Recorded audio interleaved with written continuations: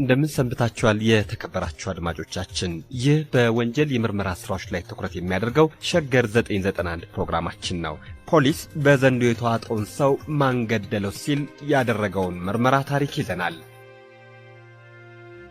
የመንደሩ እረኞች ከብቶቻቸውን የጧት የከብቶች ግጦሽ ሲያበሉ አርፍደው ላሞቻቸውን ከጥጆቻቸው ጋር ለማገናኘት ወደየቤታቸው በመመለስ ላይ ነበሩ። ጊዜው በጋ በመሆኑ ከመንደሩ በስተምስራቅ በኩል የሚገኘውን ተራራ አልፋ በማለዳ የወጣችው የፀሐይ ብርሃን ተንቀሳቃሹን ሁሉ አሙቀው ነበረ። ከመንደሩ አማካኝ ቦታ ላይ ነዋሪ የሆነው አንድ ሰው በጊዜው መርፈድ የተነሳ እየተጣደፈ ወደ እርሻው ሲያመራ በፊቱ ከሚገኘው ወንዝ ባሻገር ላይ አንድ ትልቅ ነጣ ያለ ነገር ሲንከባለል ተመለከተም። መንገደኛው ባሻገሩ የተመለከተውን ድንገተኛ ነገር ሲያጤን እርምጃውን እያጣደፈ ወደዚያው በተቃረበ ጊዜ ከጥሻው የወጣ ትልቅ ዘንዶ አንድ ያልታወቀ ሰው በመዋጥ ላይ እንዳለ አረጋገጠም። ይህ ገና በጠዋቱ አስደንጋጭና አሳዛኝ ነገር ያጋጠመው ያልታደለው ሰው ምን ማድረግ እንደሚገባው ለጊዜው ለማወቅ አልቻለም። ያን አመፀኛ ዘንዶ ለመቃወምና በመዋጥ ላይ የሚገኘውን ሰው ለማዳን የሚችልበት መሳሪያም ሆነ ብልሃት ለጊዜው አልተከሰተለትም። በድንገት የተገለጠለት ሐሳብ ዘንዶ ወደ ጉሬው ከመመለሱ በፊት ሕዝብ ከበብ አድርጎ እንዲያስጠለው በጩኸት እርዳታ መጠየቅ ብቻ ነው። እንዳሰበውም ለማድረግ ሲል ወደ መጣበት አቅጣጫ በሩጫ ተመለሰም። የመንደሩንም ሕዝብ በጩኸት ቀሰቀሰም። ዘንዶ ሰው በላ የሚለውን ቃል የሰሙ የመንደሩ ሴቶች ሁሉ መርዶውን በውታ ድምፅ ተቀባበሉት። በዚህ ሁኔታ የተቀሰቀሱት የዚያ መንደር ነዋሪዎች በአቅራቢያው የሚገኘውን ወንዝ አጥለቀለቁት። ግን ዘንዶን ለማግኘት አልቻሉም። ለመጀመሪያ ዘንዶ ሰው መብላቱን በጩኸት ያረዳው ሰው ቦታውን እንዲያሳይ በተጠየቀው መሠረት ወደፊት በቀደመ ጊዜ እርምጃ ሁሉ ፍርሃትና ጥርጣሬ ያለበት ነው። ዘንዶን ያየሁት እዚህ ነው ሲል ባመለከተበት ቦታ ላይ አንድ የሱፍ አሮጌ ባርኔጣ ብቻ በቦታው ተገኝታለች። ዘንዶው በተገለጠበት አካባቢ ሳሮቹ ከመረምረማቸው በቀር ሌላ ምልክት አልተገኘም።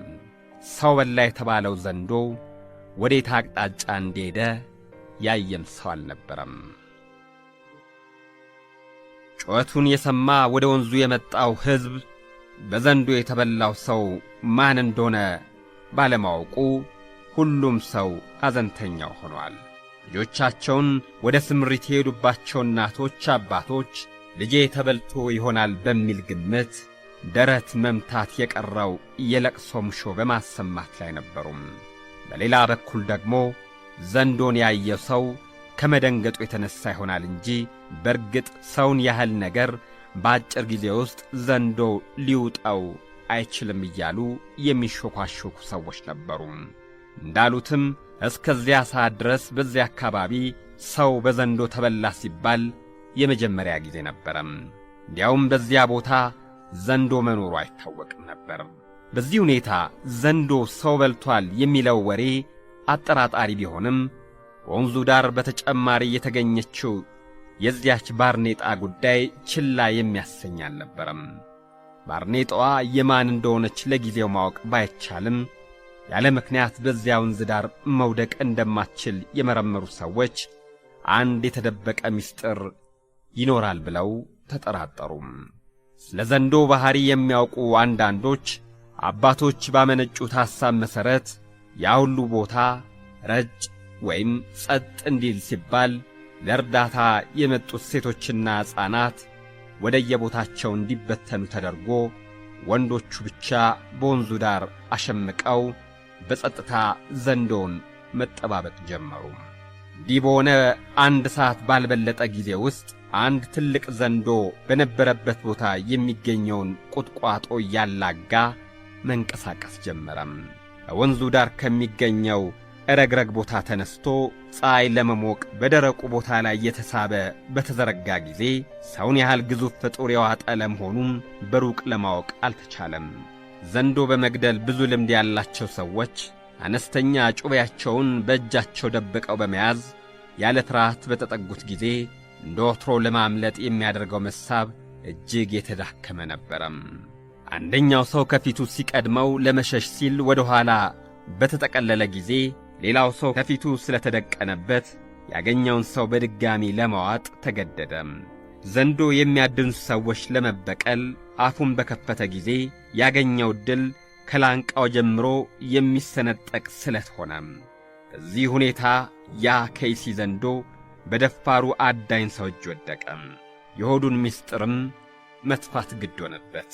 ዘንዶውን ያህል መርዘኛ አውሬ መፈራቱ ቀረና የሰውየውን አካል እንዳትነካ ተጠንቀቅ የሚለው ሰው ዙሪያውን ከቦ ውጤቱን በናፍቆት ጠበቀ።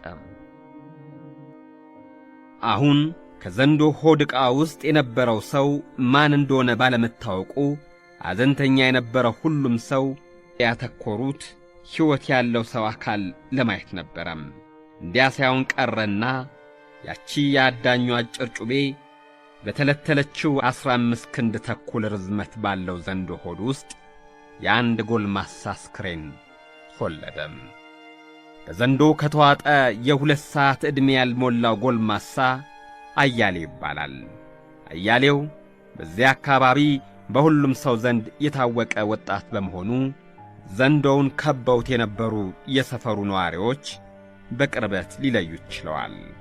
በከተማ ነዋሪዎች ዘንድ በመልካም ጠባዩ የታወቀ ሰው በመሆኑ እዚያው የተገኘው ሰው ሁሉ እንደ ራስ ወገን ቆጥሮ እያለቀሰ ሬሳውን ለቤተሰቡ ካስረከቡ በኋላ የቀብር ሥነ ሥርዓቱን ለማስፈጸም ሁሉም የድርሻውን ሊወጣ ተሰናዳም።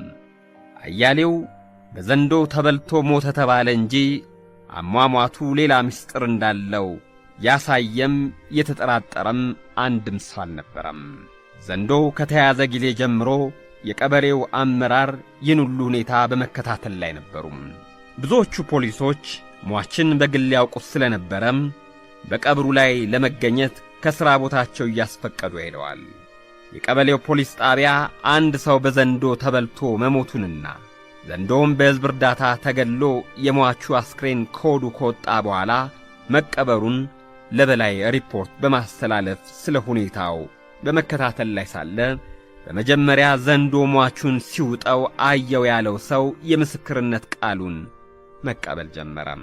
ዘንዶ ሰውየውን በሚውጠው ጊዜ አንዳችም የጩኸት ወይም የእርዳታ ጥሪ ያላሰማው አያሌው በቀላሉ በዘንዶ እንዴት ሊዋጥ ቻለም? የመጀመሪያው ተመልካች የሰጠው ቃል ይህን ያህል ፍንጭ የሚሰጥ አይደለም። ወደ እርሻዬ በሚሄድበት ጊዜ አንድ ጉልል ነገር በገመድ የሚጎተት ያህል ሲገላበጥ አየው። በተቃረብኩም ጊዜ የተዋጠው ሰው ራሱ በዘንዶ አፍ ላይ እንዳለ ተመለከትኩ። ከዚያም ወደ መንደሩ ሄጄ እርዳታ ጠየቅሁ ይላል። የጣቢያው አዛዥና ረዳቶቻቸው ዘንዶ ወደ ተገኘበት ቦታ ሄደው አካባቢውን ሲማትሩ የትንንቅ መልክ የሚያሳይ አንዳችም ሁኔታ አላገኙም። እነሱ ያንም ቦታ ለማየት የሚፈልጉት አያሌው ከነሕይወቱ ዘንዶ ሲውጠው ባልሞት ባይ ተጋዳይነት ያደረገውን ትግል በአካባቢው ሁኔታ ማወቅ ስለሚቻል ነበረም። ግን እንዲያ ሆኖ አላገኙትም። ዘንዶ በተዘዋወረባቸው ስፍራዎች የወንዝ ዳር ሳሮች ብቻ ተኝተዋል። ከማለዳው ጀምሮ በዚያ አካባቢ ከብት ያሰማሩ እረኞች እንደሚያስረዱት ዘንዶ ሰው በላ እስከተባለበት ጊዜ ድረስ አንዳችም የጮህ ድምፅ አልሰሙም። ሟቹ አያሌው በአካል ሙሉ ሰውነት ያለውና በወኔውም የተዋወቀ ጎልማሳ እንደነበረ ሕይወቱን በቀላሉ ለአንድ ዘንዶ እንደማይሰጥ በሰፊው መወራት ጀመረም። ሳይታገል እንዲህ በዘንዶ ተዋጠ። እዚያ አካባቢ እስከዚያ ጊዜ ድረስ ዘንዶ ሰው ተተናክሎ አያውቅም። ይህ ሁሉ ፖሊሶችን በበለጠ ሊያጠራጥራቸው ቻለም። እንደገና ሰውየውም በተበላበት አካባቢ ጥንቃቄ የተመላበት ፍተሻ ማድረግ ጀመሩ። ፖሊሶች የዘንዶን መኖሪያ አካባቢ ትተው ወደ መንደሩ የሚያስኬደውን የእግር መንገድ በጥንቃቄ በሚማትሩበት ጊዜ አንድ ቦታ ላይ በብዛት የፈሰሰ ደም አገኙ። የደሙ ነጠብጣብ ሟቹን ዘንዶ ሲውጣው ወደ ታየበት አቅጣጫ 10 ሜትር ያህል ከመራ በኋላ ቆሟል። ከዚህ በኋላ ሟቹ በዘንዶ ብቻ ያለመገደሉን ፖሊሶች ወደ ማመኑ ተቃረቡ። ይህን ለማረጋገጥ የሟቹን አስክሬን ከመቀበሩ በፊት በሐኪም መታየት አለበት በሚል ውሳኔ ጸንተው የምርመራ መዝገባቸውን አሰናድተው ወደ ሟቹ ቤት በሚያመሩበት ጊዜ አስክሬኑ ብዛት ባለው ሕዝብ ታጅቦ ወደ መቃብር ቦታው ሲያመራ ደረሱም። ሴቶቹ ደረታቸውን ገልጠው ወንዶቹ መሳሪያቸውን አዘግዝቀው ጽኑ ሐዘናቸውን በሚገልጹበት መካከል አስክሬኑን ወስደን እናስመረምራለን የሚለው የፖሊሶች ቃል አዲስና አምባጓሮ የሚያስነሳ ነበረም። ምን ልታደርጉት ነው? የወንድማችንን አካል ለሐኪም መማሪያ ልታደርጉት ነው? ሁሉም ሰው ዐይኑን አፍጦ በደም ፍላት የሚያቀርበው ጥያቄ ይህንን ነበረም። አያሌው የሞተው በዘንዶ ተበልቶ ነው። ትናንትና ማታ ወደ ዘመድ ቤት አድሮ ጠዋት ወደ ቤቱ ሲመለስ መንገድ ላይ ባሸመቀ ዘንዶ መበላቱን አረጋግጠናል። የበላውንም ዘንዶ ገድለናል። የወገናችንንም ደም ተበቅለናል። ከእንግዲህ ወዲህ ወንድማችን እንዳማረበት እንዲቀበር ስትሉ ለምታደርጉት ሁሉ አንስማማም አሉ። የአስክሬን ምርመራ ምን ውጤት እንደሚሰጥ ቢነግሩም ሊገባቸው ያለመቻሉን ፖሊሶችን አላስደነቀም። ምክንያቱም በዚያ አካባቢ ይህን ያህል ረቀቅ ያለ ወንጀል ተፈጽሞ አያውቅም። አንዱ ሌላውን ቢገድል መሳሪያውን ይዞ ወደ ጫካ ይገባል እንጂ ዘንዶ እንደዋጠው አስክሬን ወንዝ ዳር ጥሎ የሚሄድ ማን ነበር? ተደርጎም አያውቅም እያሉ የሚያፌዙ ለቀስተኞች ብዙዎች ነበሩ። ይህም በመሆኑ የአገሬው ጉምት ሽማግሌዎች የማስታረቂያ መንገድ ፈልገው የሟቹን አስክሬን ኦፕሬሽን ሳይሆን ለቀስተኛው ሳይበተን በሚያስቸኩል በሐኪም ታይቶ ለሐዘንተኞቹ ሊያስረክቡ ፖሊሶች ቃል ገብተው ለአስክሬን ምርመራ ወደ ገጠር ክሊኒክ ወሰዱት። በዚያ ክሊኒክ ውስጥ በአስክሬኑ የውጫዊው አካል ላይ በተደረገው ምርመራ የሟቹ ማጅራት በአንድ ጠጣር ነገር በመመታቱ ከፍተኛ እብጠት ይታይበታል። ኋላ ሲመታ ወደፊት የወደቀ በመሆኑ ከግንባሩ ላይ ቆስሏል። እጆቹና ፊቶቹ ተላልጠዋል። ካናቱ ላይ የተመታ ስለሆነ ስንጥቅ ቁስል፣ የሚፈሰውም ደም እምብዛም አላቆመም ነበረም። ሐኪሙ ይህ ሰው በሰው የተገደለ ነው በሚልበት ጊዜ አጠገቡ የነበረው የጣቢያ አዛዥ ፈገግታ እያሳየ ወደፊት ሊያደርገው የሚገባውን ሁሉ በአንክሮ ሆኖ ያስብ ነበረም። በዚያ የተደረገው የሐኪም ምርመራ ጠንካራ ማስረጃ እንደማይኖረው ቢያምንም ለአስክሬኑ ምርመራ ወደ ከፍተኛ ሐኪም ለመላክ ዕድል እንደሌለው ተገንዝቧል። ይህን ለማድረግ ይቻል የነበረው ቀብሩ ከመዘጋጀቱ በፊት የሟቹ አስክሬን ቀድሞውኑ በፖሊስ እጅ ቢገባ ነበር ብሎ አሰበም። ከእንግዲህ ወዲህ በሟቹ ሞት ሐዘናቸው ብርቱ የሆነው ከእነዚያ የዋ ሰዎች አስክሬን ነጥቆ ለከፍተኛው ሐኪም ማስተላለፍ እንደማይቻል ተገንዝበው ፖሊሶች አስክሬኑን ለሐዘንተኞቹ አስረክበው ሌላውን ምርመራቸው ቀጠሉ። ከቀብር እንደተመለሱ ፖሊሶቹ የመጀመሪያ ሥራቸው ያደረጉት የሟቹን ልብሶች ማግኘትና መመርመር ነበር። የፖሊሶቹ ፍላጎት በመጀመሪያ ሟቹ ከዘንዶ ሆድ ሲወጣ ለብሶት የነበረውን በጥንቃቄ መመልከት በሰው እጅ ለመገደሉ አንዳንድ ፍንጭ ይሰጠናል የሚል ተስፋ ነበራቸው። ያሰቡት አልቀረም። የሟቹን ኪሶች ተገልብጠው ነበረም። እንዲያውም የኮቱ የውስጥ ኪስ ሰፌት አዲስ ትርትር ይታይበታል። ሟቹ አዘውትሮ በኪሱ ይዘው የነበረው ትንሽ የቀን መቁጠሪያ ደብተር እንኳን አልተገኘችም። ጓደኞቹ እንደሚሉት በዚያ ቀን የቀን መቁጠሪያ ማስታወሻ ደብተር ውስጥ ገንዘብ ይይዝባት ነበረም። የተወደዳችሁ አድማጮቻችን እንደምታስታውሱት ዘንዶው በተገደለበት አካባቢ አንድ ባርኔጣ በንፋስ ስንከባለል ተገኝታ ነበረም። ይቺ ባርኔጣ የሟቹ ስትሆን ወድቃ የተገኘችው ሟቹን ዘንዶ ሲውጠው ከታየበት ቦታ በግምት ከ200 ሜትር ርቀት ላይ ነው። ባርኔጣዋ ወድቃ በተገኘችበት አቅራቢያ የእግር መንገድ አለች። ይቺ መንገድ ወንዝ የከፈላቸውን 2 መንደሮችን የምታገናኝ ነች። በዘንዶ ተበልቶ ሞተ እየተባለ የሚነገርበት አያሌው ከሚኖርበት መንደር ባሻገር ካለው መንደር ውስጥ ዘመዶች አሉት። እንደሚወራውማ ከዘመዶቹ ዘንድ አምሽቶ ሲመለስ ዘንዶ በላው ይባላል። ፖሊሶች ባደረጉት ምርመራ እንደተረዱት ሟቹ ባመሸበት መንደር አካባቢ ከአንድ መጠጥ ቤት ውስጥ የምትሠራ አንዲት የሚወዳት ወዳጅ አለችው። ከመሞቱ በፊት በነበረው ምሽት አያሌው እዚያው መጠጥ ቤት ውስጥ ቢራ ሲጠጣ አምሽቷል። አብረውት ይጠጡ የነበሩት እነማን እንደነበሩ ማወቁም ለፖሊሶች ምርመራ ጠቃሚ ሆኖ አግኝተውታል። ከቀብር መልስ እስከ እኩለ ሌሊት ድረስ ባደረጉት የምርመራ እርምጃቸው 2 ጭብጦችን በማግኘታቸው ለጊዜው መርማሪዎቹ ደስ ብሏቸዋል።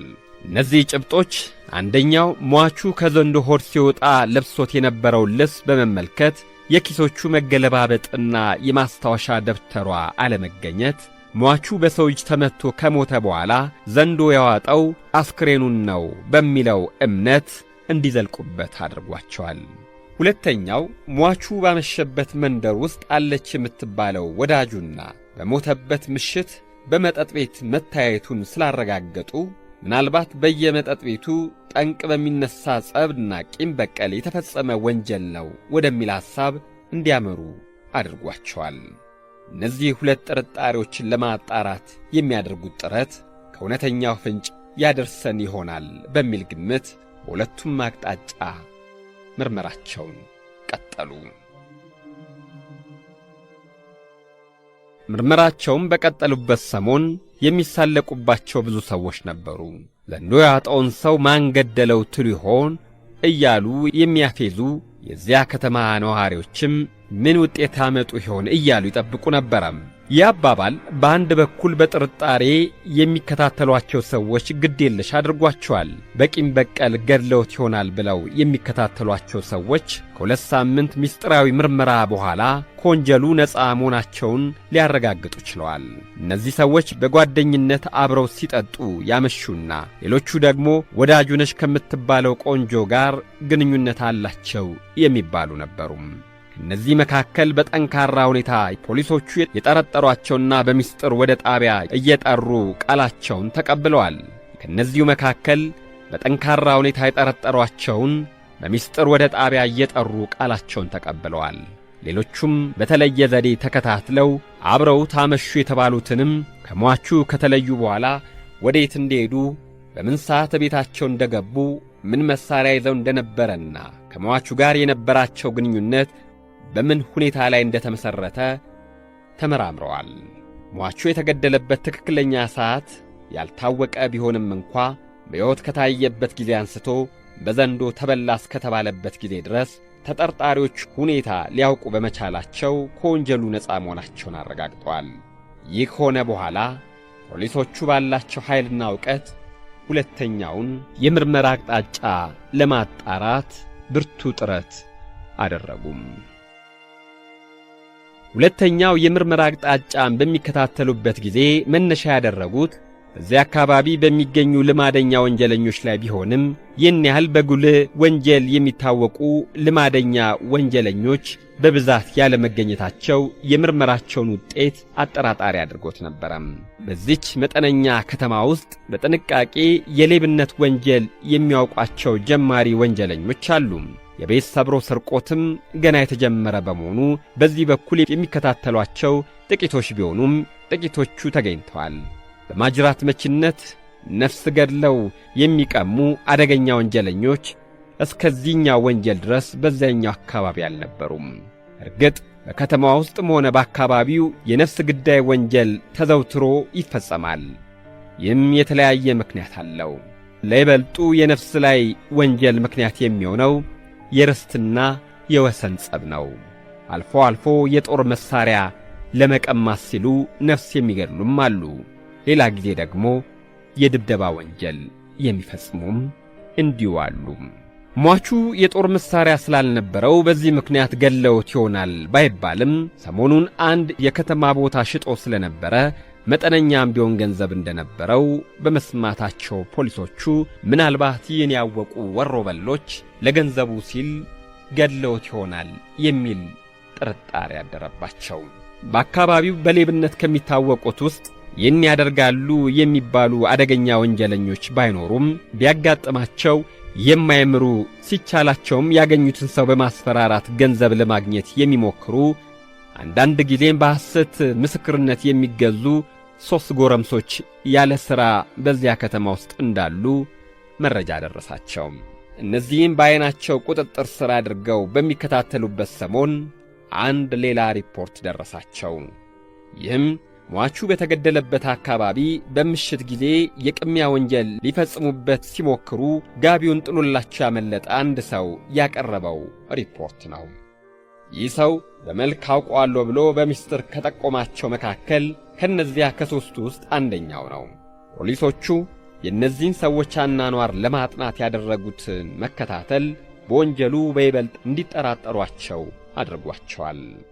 እንደተባለውም ሳይሆን ሰዎቹ ሥራ ፈት አልነበሩም። የያዟትን አነስተኛ ሥራ ልትጠቅማቸው ባለመቻሏ ለመጠጣት ሲሉ የረብሸኝነቱን ሥራ እንደ ቀላል የጀመሩት ሰዎች ናቸው። በየመጠጥ ቤቱ ገብተው የሚበቃቸውን ከጠጡ በኋላ ላለመክፈል ሲሉ ከአንድ ጠጪ ጋር ጸብ አንስተው ተደባድበው ያመልጣሉ። በእነሱ ላይ ክስ የሚመሰርትም የሚመሰክርም ሰው ሌላ ይከተሏል የሚል ዛቻ ስለሚሰነዘርበት ዝም እየተባሉ ይህንኑ ሥራቸውን እንደዋዛ እያጋነኑት መሄዳቸውን ፖሊሶቹ ሰሙ። ከሦስቱ ሰዎች መካከል ሁለቱ ይህን አድራጎት በመጠጥ ኃይል ብቻ የሚሰሩትና ዓላማቸውም ለመጠጣት ብቻ ነው። ታከለ የሚባለው ሦስተኛው ጓደኛቸው ግን በእነሱ ጸበኝነት እየተጠቀመ የቅሚያና በጸው መካከል የኪስ ብርበራ ወንጀል እንደሚፈጽም ሰምተዋል። በዘንዶ ተበላ የተባለው ሰው ከመሞቱ በፊት በከተማ ውስጥ ባመሸበት ጊዜ ይህንኑ ሰውዬ በመጨረሻ አግኝቶት የሚበቃውን ያህል መጠጥ ጋብዞት መሄዱን ፖሊሶች በመጨረሻ ጊዜ ሰሙ። ምናልባት ሟቹ እሱን ሲጋብዝ በነበረበት ጊዜ ገንዘብ ከኪሱ ሲያወጣ አይቶት ለመቀማት ሲል ተከታትሎት ይሆን? በሌሎች ሰዎች ላይ የነበራቸውን ጥርጣሬ አብቅቶ በኢላማቸው ውስጥ ጎልቶ አዩት። ባለፈው ለተፈጸመው ወንጀል ኃላፊ ነው ብለው የሚይዙበት ማስረጃ የሚሆን ነገር ለጊዜው ባለማግኘታቸው ያላቸው ዕድል እስከ መጨረሻ ድረስ መከታተል ብቻ ነበረም። በመካከሉ ግን ይህን ያህልም የረቀቀ ዘዴ ባይሆንም በአጋጣሚ የሚሠራ ብልሃት ፈጠሩ። ይኸውም ተጠርጣሪው እያሸመቀ ሰው ደብድቦ ይቀማበታል ወደ ተባለው አደገኛ ቦታ ላይ ደፈጣ ማድረግ ነው። ይህም ቦታ ሁለቱን መንደሮች የሚያገናኘው የእግር መንገድ የሚተላለፍበትና አያሌው ዘንዶ የበላው ሰው ማለት ነው ተገሎበታል የተባለበት ቦታ ነው። ይህን ሐሳብ አፍልቀው ለመፈጸም በሚዘጋጁበት ጊዜ ሌላ ሐሳብ መጣም። ይህ ደፈጣ ከተደረገ በኋላ ሰካራም መስለው እየተወላገዱ በዚያ መንገድ የሚያልፉ ሲቪል የለበሱ ፖሊሶች እንዲዘጋጁ ለማድረግ ነበረም። እነዚህ ሐሳቦች ከተጠራቀሙ በኋላ በደፈጣው ላይ የሰፈር ሽማግሌዎች ተካፋይ መሆን እንዳለባቸው አሰቡም። 3 የሰፈር ሽማግሌዎችንም ከቀኑ 11 ሰዓት ላይ ሰብስበው ከዚያ ሰዓት ጀምሮ ለዚያ ምሽት ብቻ አብረው እንዲሰሩ ጠየቋቸው። በጉዳዩ ስለተስማሙ ከምሽቱ 1 ሰዓት ላይ ከፖሊሶቹ ጋር ወደ ጫካው መንገድ ተሰማርተው ደፈጣ አደረጉም። ከምሽቱ 3 ሰዓት ገደማ በጉልበቱ የተመካው ጠረንገሎ ወደ ጫካው መጥቶ ከመንገዱ ዳር ላይ ቦታ መምረጥ ጀመረም። የምሽት ጨረቃም ስለነበረች አንድ የዛፍ ጥላ አግኝቶ ከጥላው ጨለማ ጋር ተመሳስሎ ቆመ። የቆመበት ቦታ የመንገዱ ማሳበሪያ ቁልፍ ቦታ ስለነበረ ማንም መንገደኛ በሩቁ ሊያየው አይችልም። በጣም አጭር የሆነች ዱላ ይዟል። ዱላዋ በፍየል ቆዳ የታሰረችና ከጫፏ ላይ ጅንፎ ወይም ብረት ያላት እንደነበረች በተያዘ ጊዜ ፖሊሶቹ አይተዋል። በየተራ እንዲያልፉ ያሰናዳቸውም ሰዎች ከምሽቱ 4 ሰዓት ጀምሮ መምጣት ጀመሩ። በመጀመሪያ 2 ሲቪል የለበሱ ፖሊሶች፣ አንደኛው ሰካራም መስሎ ሌላው ደግሞ ደግፈው ሲሄድ እየተወላገዱ ባጠገቡ ባለፉ ጊዜ ዝም አላቸው። ሰዎቹ 2 ስለነበሩ ወይም የሚያውቃቸው በመሆኑ አውቆ ያሳለፋቸው መሰላቸው። ፖሊሶቹም ከእኩለ ሰዓት በኋላ በኪሱ ቁልፍና ዝርዝር ገንዘብ አደባልቆ እያቃጨለ ስካር እንዳሰረው ሰው የሚወላገድ ሰው ሲቪል የለበሰ ፖሊስ ነበር። ወደ ሰውየው መጣ። በዚህ ጊዜ እንደሚመታው በማወቃቸው ልባቸው በሲቃ ተያዘ። በሚሰነዝረው ዱላ ማጀር ግንዱን ብሎ ይገለዋል ብለው ቢያስቡም ወንጀለኛውን እጅ ከፍንጅ ለመያዝ ከዚህ የተሻለ ዘዴ ባለመገኘቱ እስኪሰነዝርና እስኪቀማው ድረስ ዝም ብለው መጠበቅ ግድ ሆነባቸው። ሰውየው አጠገቡ ደርሶ አለፍ ሲል ከጀርባው ላይ ዠለጠው። ደግሞ ሊሰነዝር እጁን በመመከቱ ክንዱን መታው። በዚህ ጊዜ ተመቺው ፖሊስ ፈንጠር ብሎ ለመከላከል አደናቅፎት በወደቀ ጊዜ አንገቱን ረግጦ ከገንዘብ ከሕይወት ምረጥ አለው። በኪሱ ውስጥ ያለውን ገንዘብና ልብሱን እንዲወስድ ሕይወቱን ግን እንዳያጠፋው ተማጠነው። ኪሱን በመበርበር ያገኘውን ገንዘብ ሁሉ ከኪሱ ማድረግ ሲጀምር ፖሊሶቹ እፊቱ ላይ የባትሪ ብርሃን አብርተው መከበቡን ነገሩት። ከዚህ በኋላ እነዚህ አገር ሽማግሌዎች የዓይን ምስክር በሆኑበት ቦታ እጅ ከፍንጅ ተይዞ ወደ ቦታው አመራ። ለፈጸመው ወንጀል ሽማግሌዎቹ የዓይን ምስክሮች ቢሆንም ትልቁ ጥረታቸው ዘንዶ በላው የተባለውን ሰው ነፍስ የገደለውን ሰው ለማግኘት ስለሆነ ምርመራቸው ሽማግሌዎቹ ባሉበት ሌሊት ሙሉ ቀጥሎ አደረም። አያሌው እንደዚህ አድርገ ነው ጠብቅ የመታው ሲሉት የቱን አያሌው አለ። ከሁለት ሳምንት በፊት የሞተውን። ማን ነገራችሁ? አቅራቢያ ሰው አልነበረም እንዴ? ታዲያ ወዲያውኑ ብታነሱት ኖሮ መቼ ዘንዶ የበላው ነበረ አለም። ከኪሱ ምን አገኘ? 4000 ብር። ከማስታወሻ ደብተሩ ውስጥ ደግሞ 1000 ብር አገኘው። ማስታወሻ ደብተሩን የት አደረካት? እዚህ ነች። ፖሊሶቹ ተስፋ ባለመቁረጥ ያደረጉት ሙከራ ዋጋ በማግኘቱ ደስታቸው ወሰናጣ። ታከለ በሰጠው የእምነት ቃል መሠረት ወንጀሉ የተፈጸመው እንዲህ ነው። ታከለ አያሌውን ለመዝረፍ ሲል ብቻ በመጀመሪያ ራሱ ላይ ስለመታው በግንባር ወደቀ። ከዚያ የሚያነሳውና የሕክምና እርዳታ ባለማግኘቱ ሌሊቱን ሙሉ እዚያው አደረም። ረፋዱ ላይ ከጎሬው የወጣው ዘንዶ አያሌውን ዋጠው። ታከለ ይህን ሁሉ በመጸጸት አስረድቶ ከኪሱ የወሰደውንም ማስታወሻ ካስቀመጠበት ቦታ አውጥቶ አስረከበም። ያቺ የሟች ስምና ልዩ ልዩ ጉዳዮች የተጻፈባት የማስታወሻ ደብተርም ወንጀሉ በተፈጸመ ጊዜ የተወሰደች በመሆኗ ለነፍስ ግዳይ ወንጀል ማስረጃ ልትሆን ቻለች። በዚህ የወንጀል አመራመር ተግባር ላይ ሊሟላ ያልቻለው አንድ ተግባር ተከሳሹ ፍርድ ቤት ቀርቦ በነበረ ጊዜ በክርክር መልክ ቀርቧል። የሟችን አስክሬን ወደ አዲስ አበባ ተልኮ የአስክሬን ሐኪም መርምሮ የሟቹ ሕይወት ያለፈው በዱላው ወይም በዘንዶ ተውጦ በመታፈኑ እንደሆነ የተረጋገጠ ባለመሆኑም ተከሳሹ ያቀረበው ክርክር በአቃቤ ሕጉ መልስ ያላስገኘለት ሆኖ የተከሳሽ መጥፎ ልቦናና አነሳስ ለደግ ነገር እንዳልነበረ የሟች ሕይወት በዱላ ጠንቅ ማለፉ ባይረጋገጥም ከዘንዶ እንዳይከላከል ያደረገው የእሱ በትር መሆኑ ስላልተካደ ተከሳሹ የ20 ዓመት ጽኑ እስራት ተፈርዶበታል።